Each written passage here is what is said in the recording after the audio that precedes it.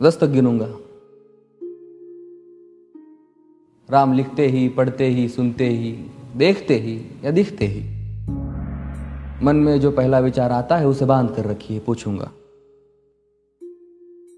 1 2 3 4 5 6 7 8 9 9 9।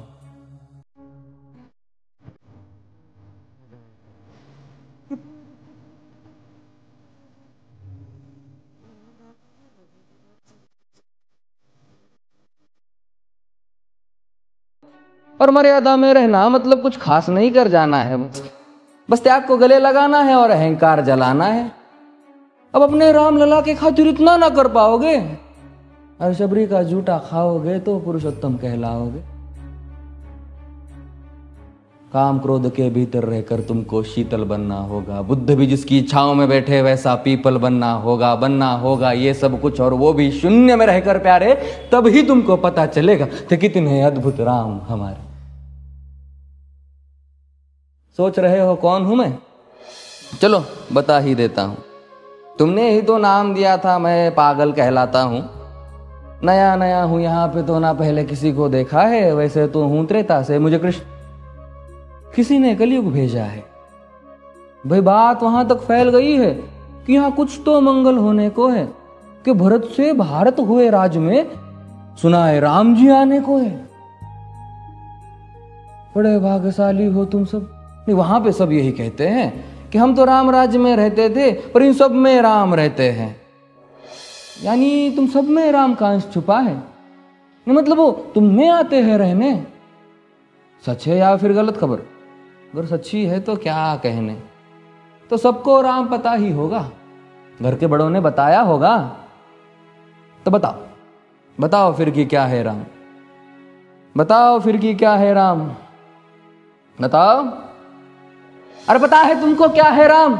या बस हाथ धनुष तरकश में बांध, या वन में जिन्होंने किया गुजारा, या फिर कैसे रावण मारा लक्ष्मण जिनको कहते भैया, जिनकी पत्नी सीता मैया। फिर ये तो हो गई वही कहानी, एक था राजा एक थी रानी। क्या सच में तुमको राम पता है? या वो भी आकर हम बताए? बड़े दिनों से हूं यहाँ पर, सब कुछ देख रहा हूं कब से। प्रभु से मिलने आया था मैं, उन्हें छोड़कर मिला हूं सबसे। एक बात कहूं अगर बुरा ना मानो, नहीं तुम तुरंत ही क्रोधित हो जाते हो। पूरी बात तो सुनते भी नहीं, सीधे घर पर आ जाते हो। ये तुम लोगों के नाम जपो में पहले सा आराम नहीं। ये तुम लोगों के नाम जपो में पहले सा आराम नहीं। इस जबरदस्ती के जय श्री राम में सब कुछ है, बस राम नहीं। ये राजनीति का दाया बाया जितना मर्जी खेलो तुम। दाया बाया, अरे दाया बाया, ये तुम्हारी वर्तमान प्रादेशिक भाषा में क्या कहते हो उसे? हाँ वो लेफ्ट एंड राइट।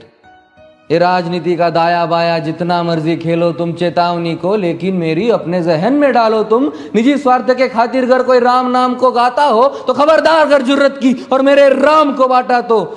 भारत भू का कवि हूं मैं, तभी निडर हो कहता हूं राम है मेरी हर रचना में, मैं बजरंग में रहता हूं। भारत की नींव है कविताएं और सत्य हमारी बातों में, तभी कलम हमारी तीखी और साहित्य हमारे हाथों में। तो सोच समझ कर राम कहो तुम। ये बस आतिश का नारा नहीं, जब तक राम हृदय में नहीं तुमने राम पुकारा नहीं। राम कृष्ण की प्रतिभा पर पहले भी खड़े सवाल हुए। ये लंका और ये कुरुक्षेत्र यूं ही नहीं थे लाल हुए। अरे प्रसन्न हंसना भी है और पल पल रोना भी है राम। सब कुछ पाना भी है और सब पाकर खोना भी है राम। ब्रह्मा जी के कुल से होकर जो जंगल में सोए हो, जो अपनी जीत का हर्ष छोड़ रावण की मौत पे रोए हो। शिव जी जिनकी सेवा खातिर मारुत रूप में आ जाए, शेष नाग खुद लक्ष्मण बनकर जिनके रक्षक हो जाए। और तुम लोभ क्रोध अहंकार छल कपट सीने से लगाकर सो जाओगे तो कैसे भक्त बनोगे उनके, कैसे राम समझ पाओगे? अघोर क्या है पता नहीं और शिव जी का वरदान चाहिए। ब्रह्मचर्य का इल्म नहीं, ने भक्त स्वरूप हनुमान चाहिए। भगवा क्या है पता, लहराना सबको होता है, पर भगवा क्या है वो जाने जो भगवा ओढ़ के सोता है। राम से मिलना, राम से मिलना, राम से मिलना है ना तुमको? निश्चित मंदिर जाना होगा, पर उससे पहले भीतर जा संग अपने राम को लाना होगा। जय सिया राम। और हाँ, अवधपुरी का उत्सव है, कोई कसर नहीं, सब खूब मनाना। मेरे प्रभु है आने वाले, रथ को उनके खूब सजाना। वो द्वापर में कोई राह तके है, मुझे उनको लेने जाना है। चलिए तो फिर मिलते हैं,